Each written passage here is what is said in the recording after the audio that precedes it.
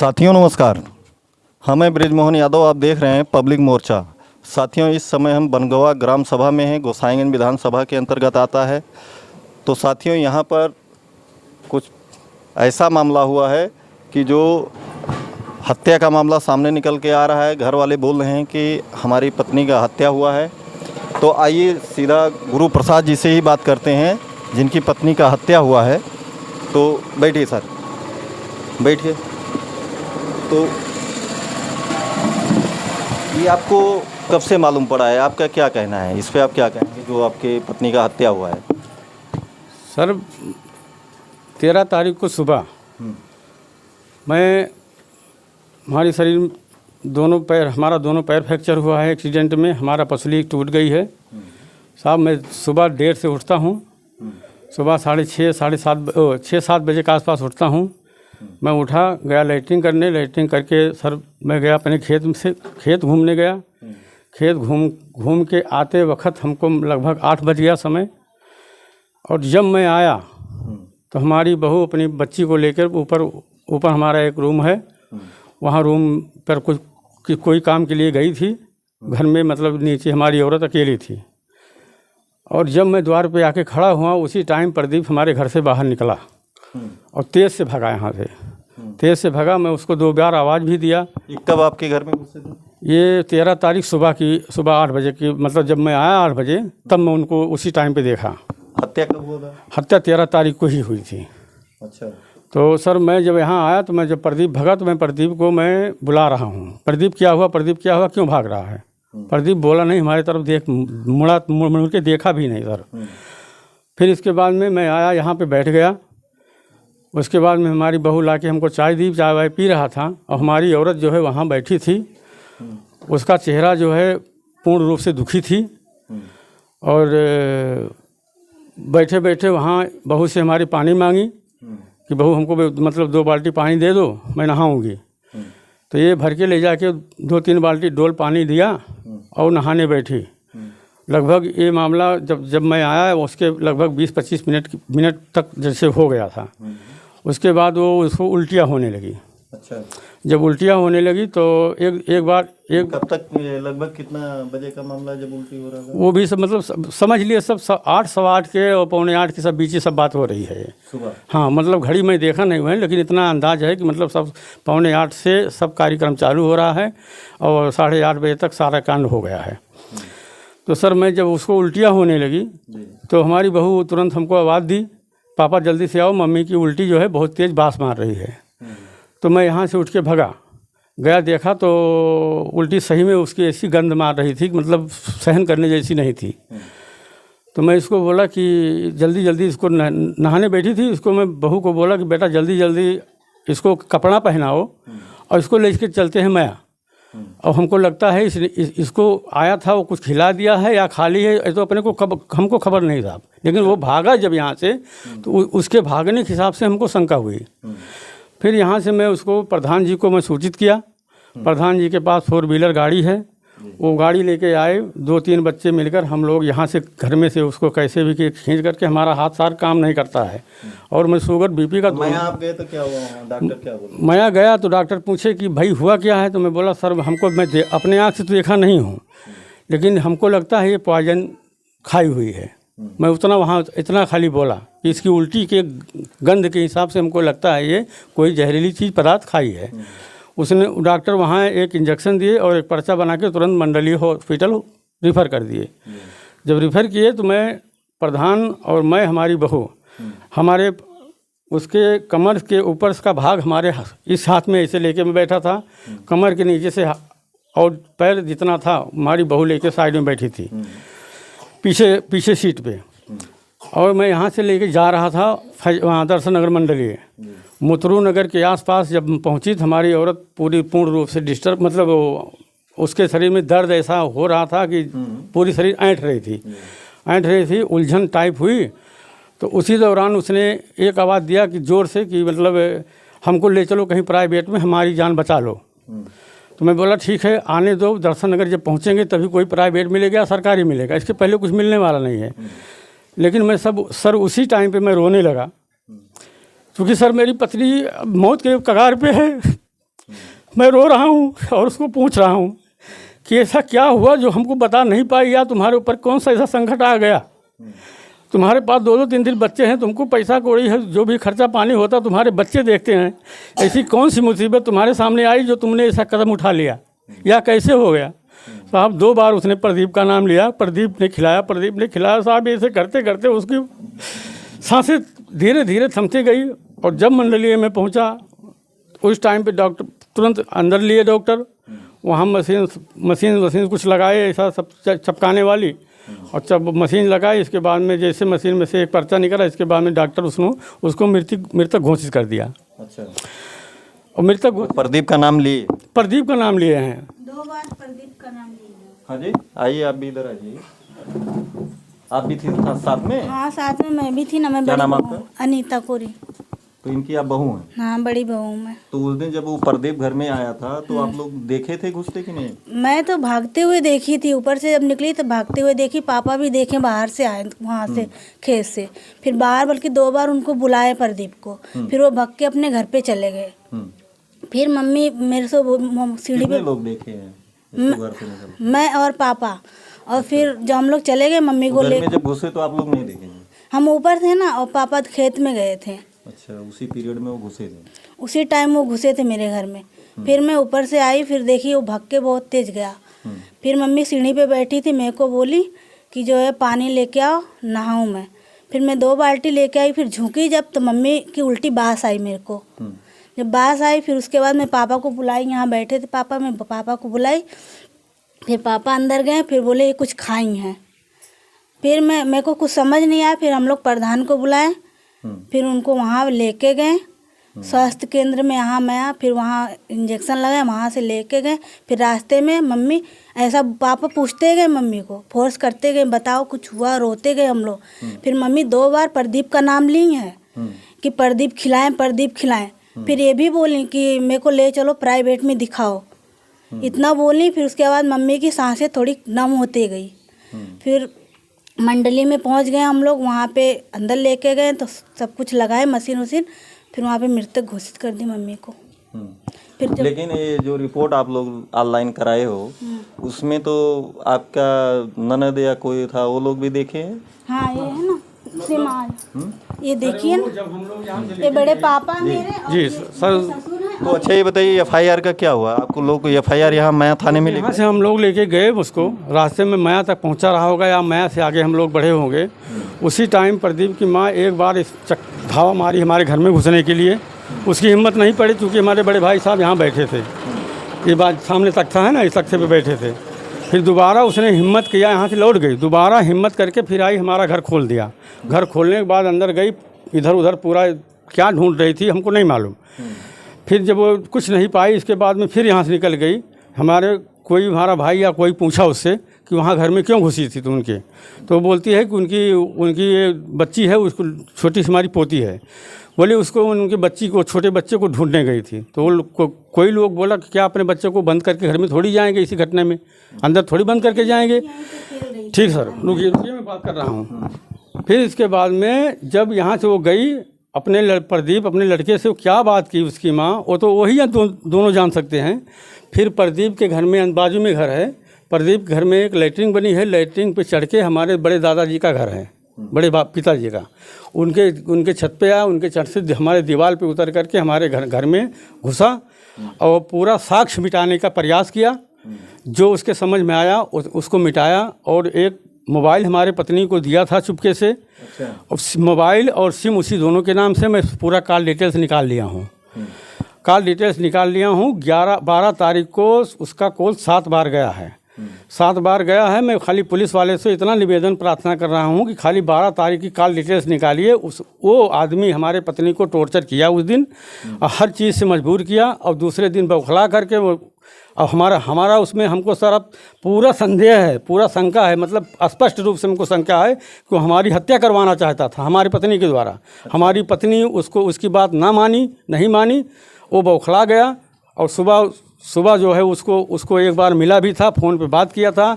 और 11 तारीख को हमारी पत्नी को बगीचे में बुला के ले गया था, बगीचे में मारा था। और रात में हमारे घर में मैं खेत साहब अधिया, हमारे पास खेती बाड़ी नहीं है, मैं एक ठाकुर साहब का खेत अधिया पे बोता जोता हूँ।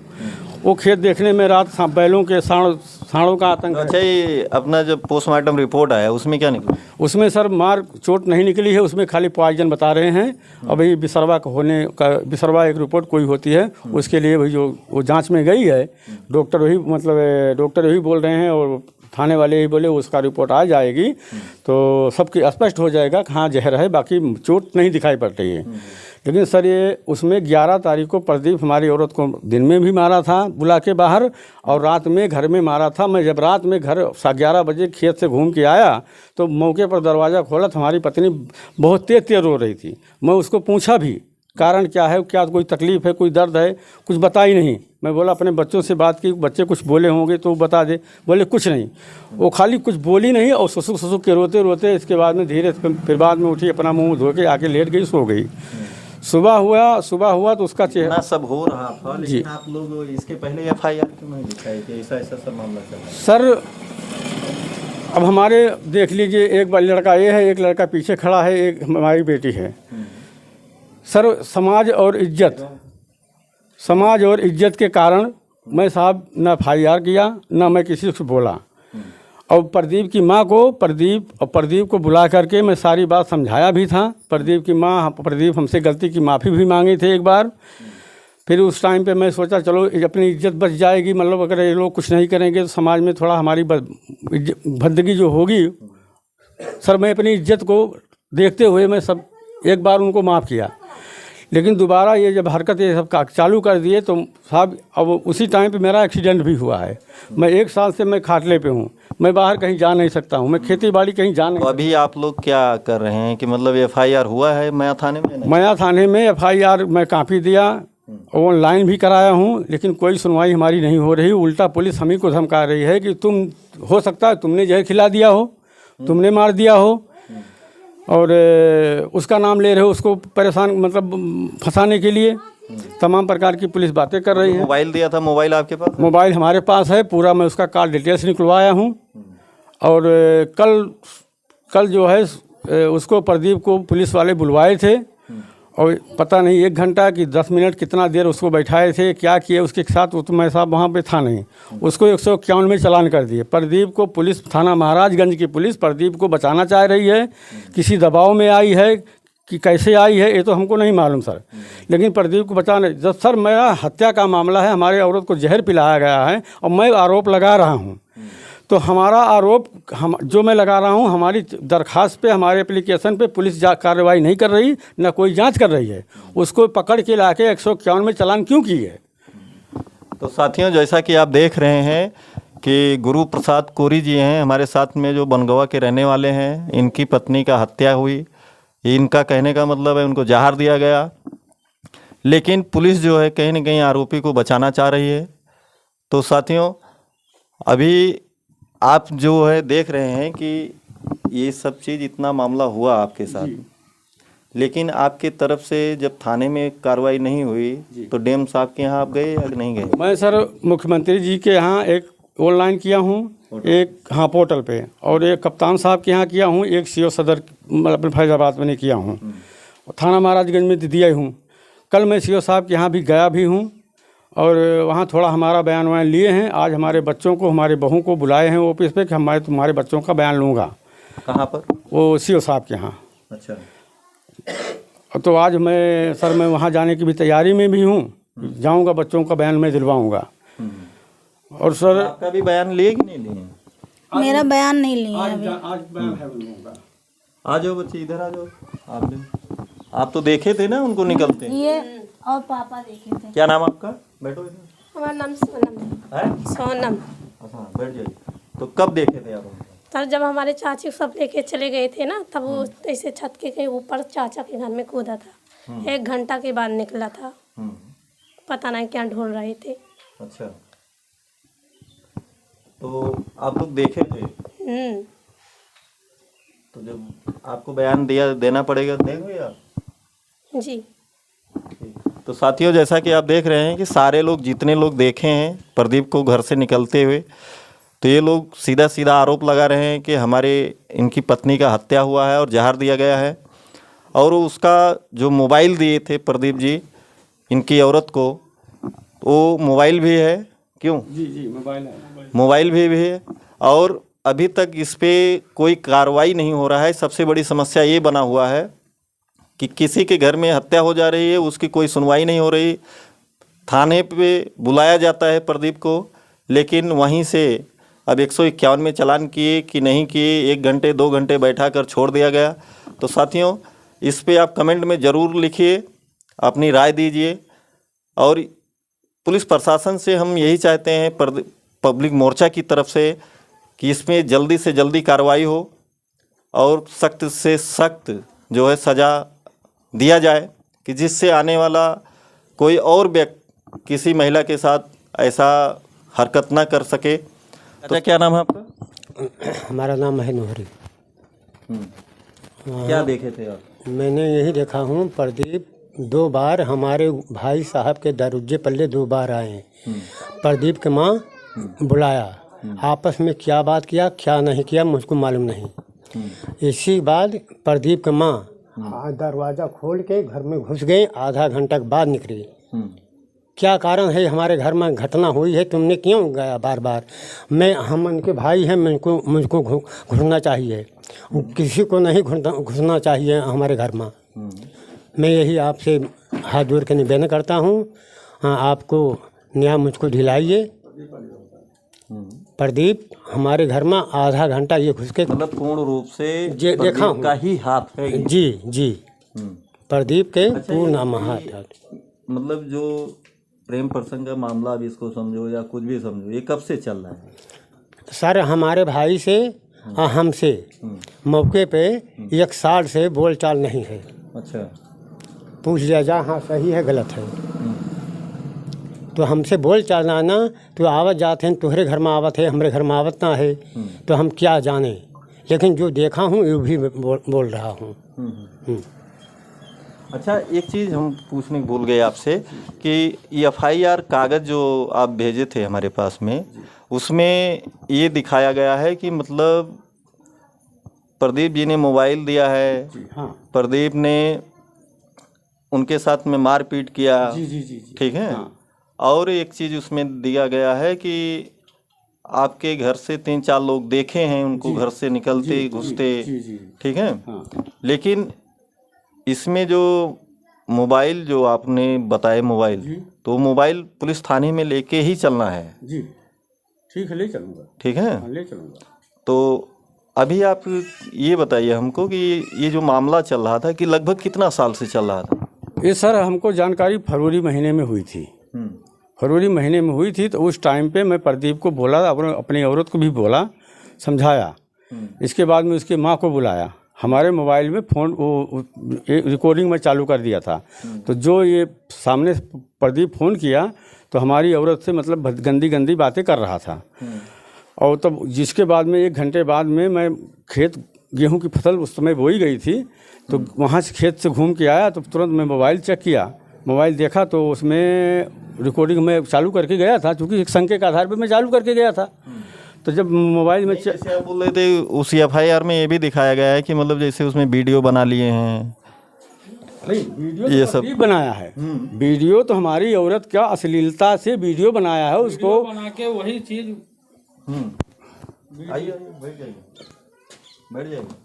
वीडियो बना के उसी चीज से हमारी मम्मी को ब्लैकमेल किया गया है। इसके ऊपर सख्त सख्त कार्रवाई होना ही चाहिए। नहीं होगा तो आगे पुलिस प्रशासन, हम सर अहमदाबाद रहते हैं। जब हमारी मम्मी की मृत्यु हो गई तब हमको मालूम पड़ा। हम उस दिन वहाँ से ट्रेन पे बैठे, उसके तीसरे दिन यहाँ पे आके पहुँचे। तब तक हमको कुछ मालूम नहीं था क्या मैटर है यहाँ का।